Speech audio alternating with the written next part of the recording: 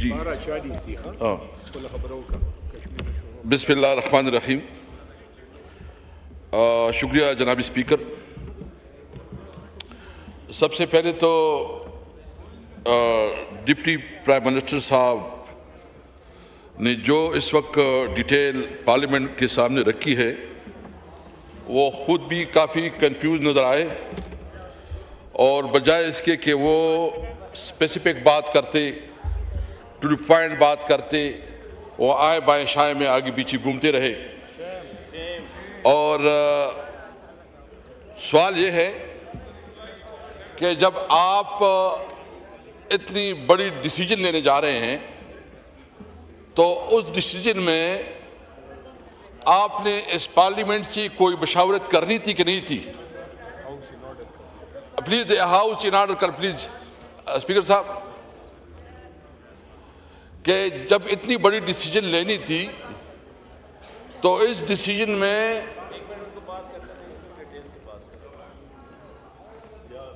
जी असद साहब जी। दूसरी बात यह कि चाहिए तो ये कि जब आप इतनी एक बड़ी डिसीजन लेने जा रहे हैं तो ये पार्लियामेंट पार्लियामेंट 47 की सही, लेकिन जो कुछ भी है आप इस पार्लियामेंट से तजावीज़ लेती। मेरे ख्याल में आपने तो शायद अपने जो आपके पार्टनर्स हैं, आपके जो कुलीग्स हैं, उससे भी मशावरत नहीं की और अकेले जाके बग़ैर कोई पाकिस्तानी कौम से पार्लियामेंट से कंसल्टेशन की बड़ी बड़ी डिसीजन ले ली। ये जो शबा जुनेजो वाला इशू है जो इन्होंने बहुत ही लाइटली लिया, ख्वाजा आसिफ साहब एक फरमा रहे हैं जो इनकी पीछे बैठी थी और जो फॉरेन मिनिस्ट्री है उसकी दूसरी स्टेटमेंट है और वो खुद फरमा रही है कि अगर नेतन्याहू के साथ मेरी मुलाकात हो तो मैं सेल्फी खिंचवाऊंगा। तो वहाँ से शुकूक व शुबात शुरू हो गए और वो कह रही है कि मैं प्राइम मिनिस्टर की स्पीच राइटर हूँ। इसकी तो एक्सप्लेनेशन नहीं हुई और ख्वाजा आसिफ साहब को जो खुद जितने टीवी इंटरव्यू में उसको हजीबत उठानी पड़ी और पता नहीं क्या एक्सप्लेनेशन। मैं पूछना चाहता हूँ कि इस किस्म के खातून क्या इतनी संजीदा और सीरियस डेलीगेशन में वो किस तरह गई, किसके हुक्म पे गई और उसकी कौन उसको लेके गया और कौन इसके रिस्पॉन्सिबल है? इसकी प्रॉपर इंक्वायरी होनी चाहिए। और इस पर ये शुकूक शुबात भी हो गए कि शायद ही जो है ना, जिस तरह उसने कहा कि नेतन्याहू के साथ मेरी अगर वो मौजूद होती तो मैं उसके साथ फोटो भी खींच लेती, तो इससे शुकूक को शुबात होती है कि दाल में कुछ काला काला है, पूरी दाल ही काली है। जनाब स्पीकर, हम सबको पता है कि इस वक्त जो फ़लस्तीन में जेनोसाइड हो रहा है, 60,000 से ज़्यादा मर्द, ख़वातीन, बच्चे शहीद हो चुके हैं।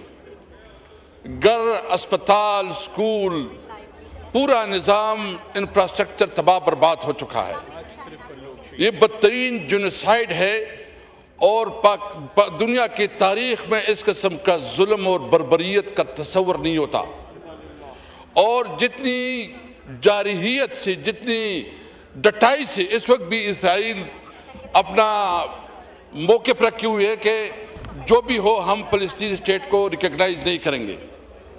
मैं पूछना चाहता हूँ कि मियां साहब को क्या जल्दी थी कि अभी मिस्टर ट्रंप का वो 20 नुकाती पॉइंट भी नहीं आए थे, क्या उसने ट्वीट कर दी? क्या किसी से पूछा था? क्या ये जो इन्होंने ट्वीट की, जो 8 इस्लामी ममालिक हैं, इस 8 इस्लामी ममालिक में एक भी सरबराह ने ट्वीट किया? नहीं किया। हम तो खुशामद में उस हद तक गिर गए कि शायद मतलब हम क्या कह सकते हैं कि हमारे प्राइम मिनिस्टर ने तो पाकिस्तानियों के शर्म से झुका दिए हैं।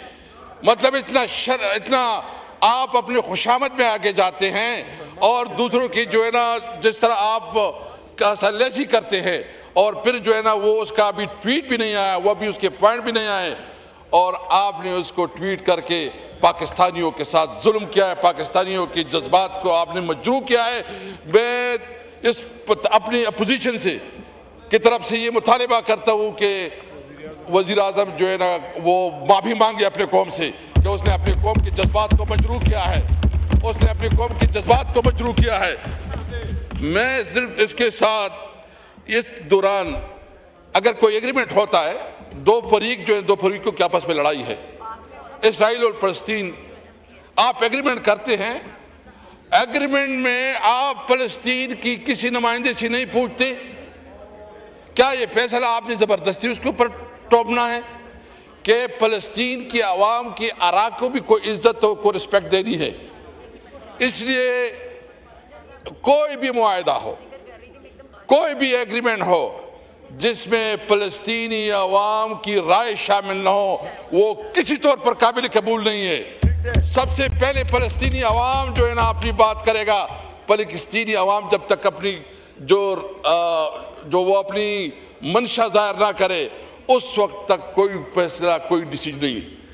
और मुझे तो अफसोस इस बात का है कि इस तरह दिखाया जा रहा है कि शायद आपने एक बहुत बड़ा काम किया। आपने तो फलस्तीनी आवाम के साथ जुल्म किया, आप इसको कंसिडर ही नहीं कर रहे। उसकी जेनोसाइड हो रही है, उनकी निज़ाम तबाह बर्बाद हो गए, उसकी जिंदगी खत्म हो गई है। दुनिया की तारीख में इस किस्म का जुल्म का कोई तस्वर नहीं है। और फिर भी आप कहते हैं कि नहीं, हम जो है ना, मैं इस मौके पे कहता हूं कि पाकिस्तानी अवाम, 25 करोड़ अवाम किसी भी सूरत में इसराइल को तस्लीम नहीं करेंगे। ये किसी भी सूरत में इसराइल को तस्लीम नहीं करेंगे। आप अगर एक तरफ से दूसरी तरफ से, सबसे पहले सवाल ये है कि फलस्तीनी अवाम की जो राय होगी, फलस्तीनी अवाम की जो मुतालिबा होगा, सबसे पहले उसके मुतालिबे को माना जाएगा। इसके बाद हम किसी सूरत में जो इसराइल को तस्लीम नहीं करेंगे। जनाब स्पीकर, इस वक्त जो हमारा डिप्टी प्राइम मिनिस्टर साहब है, इसने जो डिटेल में बात की है, जो ग्लोबल समुद्र फ्लोटेला है जिसमें तकरीबन 450 लोग इस वक्त जो है ना अरेस्ट हो चुके हैं, और चूँकि वो जा रहे थे फलस्तीन, इंसानी हमदर्दी के तहत जा रहे थे, वहाँ जो है ना खुराक लेके जा रहे थे, वह उसकी आवाज़ उठाने के लिए जा रहे थे। लेकिन एक फलस्तीन जो इसराइल जिस तरह उसका एक फाशिस्ट रवैया है, जिस फाशिज्म की उसने जिस तरह उसको अरेस्ट किया है, हम इसकी मजम्मत करते हैं और मुतालिबा करते हैं कि हुकूमत पाकिस्तान उसके लिए डिप्लोमेटिक चैनल के तमाम ज़रा इस्तेमाल करे ताकि उनको बाइज़्ज़त बाहिफाजत जो मुल्क में लाया जाए। मैं अपनी बात इसलिए मुख्तसर करना चाहूँगा कि मौलाना साहब भी बैठे, वो भी बात करना चाहेंगे, और मैं समझता हूँ कि अगर उसने बात करनी है। मैं इस मौके पे जो हरमैन शरीफैन के हवाले से बात हुई है, देखिए हरमैन शरीफैन जो है ना, ये हमारे मज़हब, हमारी अकीदत का हिस्सा है। इस पे कोई सियासत नहीं होनी चाहिए। इस पे इमरान खान ने भी जो पैक्ट साइन हुआ है, इसको अप्रिशिएट किया, इसको इंडोर्स किया है, हम इसको इंडोर्स करते हैं। और हम समझते हैं कि अगर हरमैन शरीफैन की तरफ कोई किसी किस्म का मेरी आंख से भी देखेगा तो पाकिस्तानी कौम उसके साथ खड़ी होगी, पूरी भरपूर तरीके से पाकिस्तानी कौम उसके साथ खड़ी होगी। जनाब स्पीकर, इस वक्त फलस्तीन में भी आवाज़ उठ रही है कि शायद इस वक्त पाकिस्तान का हुक्मरान वज़ीर आज़म इमरान खान होता, और उसकी वीडियो आए हैं जो उधर फलस्तीन के अवाम ने नारे और वीडियो पे बयान दिया है कि इमरान खान वाहिद लीडर था जो यूएन में उसने फलस्तीन की आवाज़ बहुत जुर्रत और हिम्मत के साथ उठाई। इमरान खान वो लीडर जिसने अपने सॉवरेनिटी के, अपने मुल्क के सॉवरेनिटी के लिए अपनी इक़्तिदार कुर्बान की, लेकिन अपने मुल्क की इज़्ज़त और एहतराम पे कंप्रोमाइज़ नहीं किया। ये मुल्क इंशाअल्लाह बनेगा। ये मुल्क पूरी दुनिया का, इस्लामी दुनिया का लीडर होगा, और इसका लीडर इमरान खान होगा इंशाअल्लाह ताला। हम पूरी उम्मत मुस्लिमा को इकट्ठा करेंगे, और जिस तरह दीगर यूरोपियन यूनियन है, इस तरह हमारी कोशिश है कि OIC को मजीद इफेक्टिव बनाया जाए।